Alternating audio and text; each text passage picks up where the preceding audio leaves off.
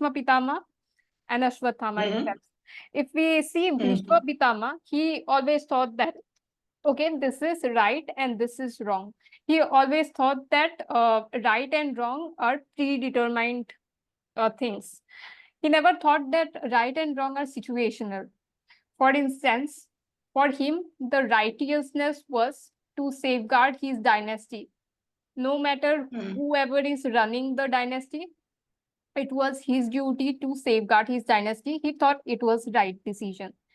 But he never knew that right and wrong are situational. If he would have stopped the Kauravas from the act that they did with Draupadi, if he would have just restricted them at that point of time, it would have been the righteous decision. But he didn't do that. But So, in fact, Vikrama from the Kaurava side told Duryodhana that Duryodhana, you're not supposed to do these things. This is wrong. Actually, uh, Duryodhana actually, oh, when Vikarna says all these things that you're not supposed to do, this is against the rules, and what you're doing is incorrect. He, Duryodhana was not ready to follow any of the rules. So at that time, all the people understood that Duryodhana is not in a mindset to follow. hmm, He was not only advised by Duryodhana. Who else advised him? Duryodhana was he was not only advised by Vikarna. There was other people who advised Duryodhana very nicely. okay. Duryodhana, you're not supposed to do this. Hmm, Vidura told very clearly, don't do all these things. Don't do. This is not right. You don't fight with Pandavas. Give them whatever they require. Then he was insulted and called Dasi Putra in front of the world. And he left, okay. right?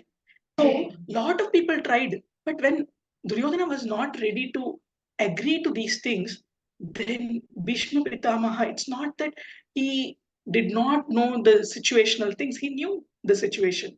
He knew the mind of Duryodhana, Kaurava. He Hmm, knew the mind of Duryodhana, and Duryodhana was hell bent. He was not even ready to give a drop hmm, or point of the land. So Bhishma understood. There's no point in arguing with this person, and you have to do your duty. And he did that. It's not that uh, he did not know. It's not that he did not wanted to do it. It is just that he knew the consequence out of it. Because when Vikarna opposed Duryodhana, what he did, he removed the dhoti and he showed his thigh and he told Draupadi to sit on that because that is her position, he said. And at that time, Bhima says, what you're doing is wrong. I'm going to break that thigh itself, what you're showing it in front of others. And he did that. yeah, that's what he did. He did that. And not only that, he told, I will kill all of you. And he did that. All 100 of you I'll kill. He had taken that vow.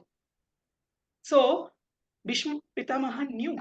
Bhishma Pitamaha is a great grandfather and he recites this particular Vishnu Sahasranama on top of the those bows, arrows, right?